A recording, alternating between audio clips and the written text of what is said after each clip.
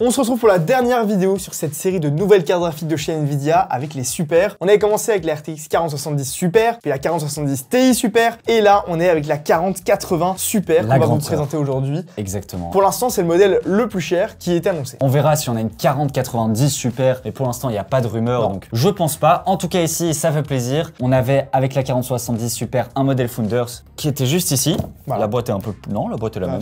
La boîte est la même. Et on avait la 4070 Ti Super qui n'était pas en Founders Edition. Ouais. Et cette fois-ci avec la 4080 Super. Elle est de nouveau en Founders Edition. Et ça on aime. Et en plus, vas-y, ouvre ça Mathis. On va pas perdre trop de temps. La carte est juste là. C'est bien entendu la plus grosse, la plus épaisse. Hop. Elle est assez massive. On a 3 slots d'extension PCI Express à l'arrière. Toujours les mêmes connectiques, ça change pas.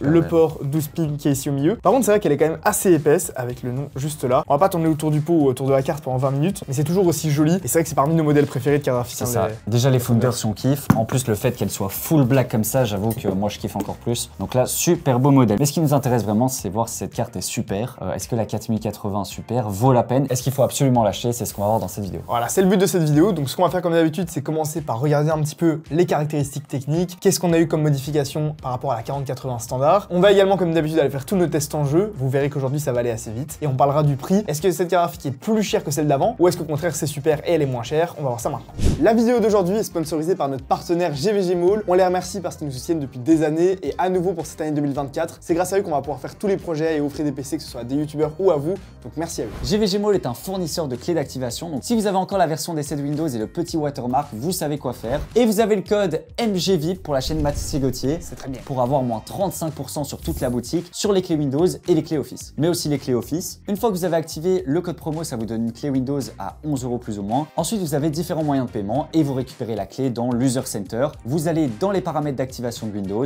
et vous n'avez plus qu'à la rentrer et activer Windows. Si vous avez quoi que ce soit comme problème durant ce processus, vous avez simplement envoyé un message dans le chat sur le site de GVG Mall et ils vous répondront pour trouver une solution. En tout cas, si ça vous intéresse, tous les liens ainsi que le code promo sont dans la description parce qu'on sait que vous aussi, le watermark, il vous fait chier. Pour la comparer à la RTX 4080, qui est la carte qui est sortie l'année dernière, je propose qu'on regarde les specs de chaque carte et on voit les évolutions, les changements, etc. Elle est même sortie il y a 2 ans. C'est vrai qu'elle est sortie il y a 2 ans. En 2022, il y a 1 an et 4 mois. Commençons avec la puce qui est une AD103 sur la 4080 et là on a exactement la même chose, une AD103. C'est ça, sauf que c'est à tirer 300 et là c'est à tirer 400. Ok, bon on va continuer, on va voir s'il y a des modifs. Sur la 4080, on avait 9728 coups d'accord. Et là on est à 10 240, autant vous dire que c'est une augmentation de coups d'accord vraiment minime. On est sur 300 coups d'accord, reporté à 9000, c'est même pas 3%. Donc voilà, c'est vraiment une toute petite augmentation juste pour dire. En fréquence boost, on avait 2510 MHz. Et là on est à 2550 MHz, à nouveau 40 MHz, c'est même pas de l'overclocking, c'est vraiment juste pour dire. Bien, on continue. La VRAM, on avait 16 Go de VRAM en GDDR6X. Là on a 16 Go de VRAM en GDDR6X, c'est la même carte. Enfin, au niveau du TDP, on avait 320 watts. Ça a clairement pas changé, c'est pas en mettant 40 MHz de plus que ça va augmenter, donc ça c'est la même aussi. Et le dernier truc qui change un tout petit peu, c'est le memory clock. On passe de 22,4 gigabits par seconde à 23 et la bande passante aussi est légèrement meilleure. On peut très clairement dire que c'est des détails et que c'est anecdotique comparé à une vraie nouvelle génération ou une nouvelle architecture. Ah oui, clairement. Là on est en fait, on peut le dire, exactement sur la même carte. C'est ça, on est même pas sur un refresh, on est vraiment sur la même chose quoi. Allez, un tout petit peu plus de coups d'accord, mais... ouais, mais tu vois, on a le PCI Gen 5, on a le Connected 12 pins, on n'a aucune nouveauté en termes d'hardware, mis à part une petite augmentation. Bon, quand on entend tout ça, ce serait vraiment une honte que cette carte graphique soit au même prix que la 4080 quand elle est sortie. Ou plus cher. Ou même plus cher. J'espère vraiment qu'elle est en dessous et que le prix est moins cher. Ça, vous allez voir, spoiler alert, elle est quand même beaucoup moins chère que la 4080 de base, mais on en reparle juste après les tests, parce qu'avant ça, on va la tester sur tous les jeux. On commence les tests de cette carte graphique avec le 3D Mark, et vous allez voir que déjà, ça annonce la couleur. On a un score cumulé ici sur la table de bench avec un 13900K et cette RTX 4080 Super de 27475. Comme d'habitude, on est les premiers à l'avoir, du coup, il n'y a pas de comparaison, il n'y a pas d'average, ça c'est normal. Par contre, ce qui nous intéresse spécifiquement, eh bien, c'est le score graphique, et là, on peut dire qu'il est quand même vachement bon. 29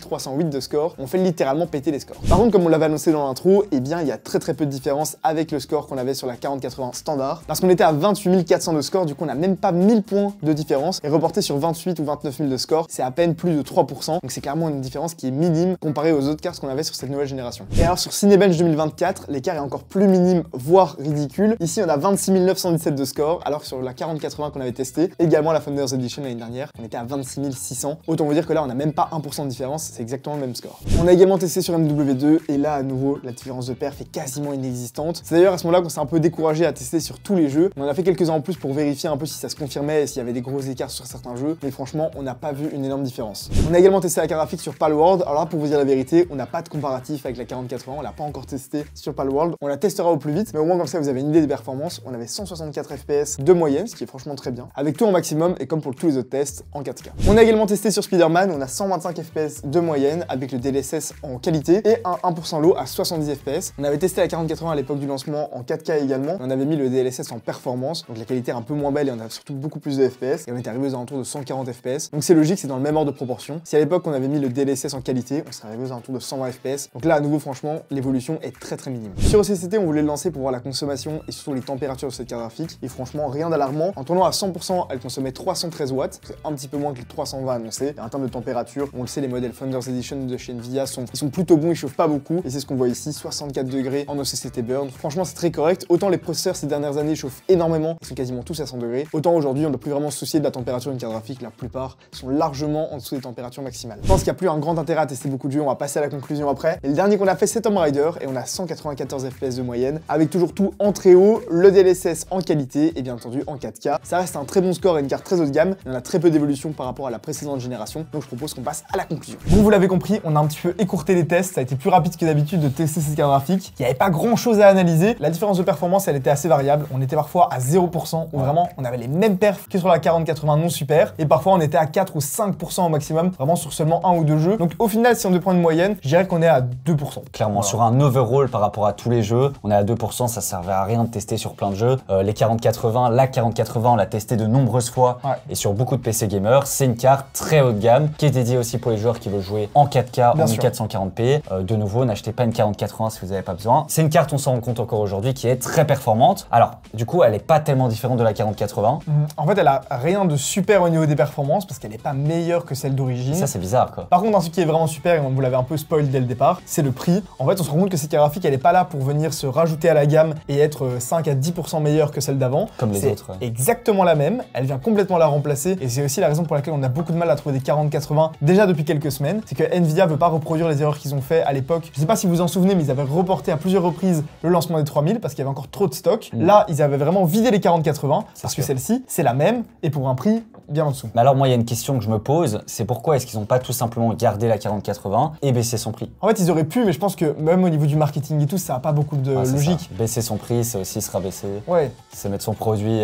Voilà, là, ils sortent une nouvelle, ils changent le nom et ils la vendent 300 € moins cher parce qu'on l'a toujours pas dit. Et donc, le MSRP en euros est à 1109 €. On peut retrouver des SKU MSRP à 1109 €. Du coup, la question qu'on se pose, est-ce que la 4080 a toujours été trop chère en fait? C'est un peu compliqué, je trouve, de sortir une carte qui a les mêmes perfs, mais moins chère. Du coup, est-ce qu'on s'est fait un peu couiller avant? Je sais pas, c'est chelou. On peut clairement dire qu'avant, ils faisaient 300 € de marge en plus pour le même produit. Donc, voilà. Oui, clairement. Parce qu'on pourrait dire qu'en un an et demi, ben voilà, il y a l'inflation qui a continué, enfin des choses comme ça. Alors que là, on sort une carte qui est quasiment la même, un an et demi après pour 300 € de moins. C'est chelou. Ça fait quand même beaucoup de pourcents en moins. Après, voilà, c'est le marché. Avant, la 4080 était beaucoup plus chère que l'équivalent chez AMD. Là, maintenant, on est quasiment à égalité. C'est ça, on a vu avec la 4070 Ti Super, on avait plus ou moins le même rapport performance-prix avec la carte AMD. Et là, de nouveau, si on la compare à la RX 7900 XTX, la plus grosse carte chez AMD qui a 24 Go de VRAM et qui consomme beaucoup plus, même si la RX 7900 XTX est un peu moins performante, 5% moins perf, la différence de prix qu'on a est vraiment intéressante, quoi. Mais de 5% aussi, c'est plus ou moins 50 €. Celle-ci sera 1109 et la 7900 XTX, vous pouvez la retrouver à plus ou moins 1000, 1050 €. C'est ça. Donc il y a un peu moins de 5% de différence de prix et un peu moins de 5% de différence de perf. Donc au final,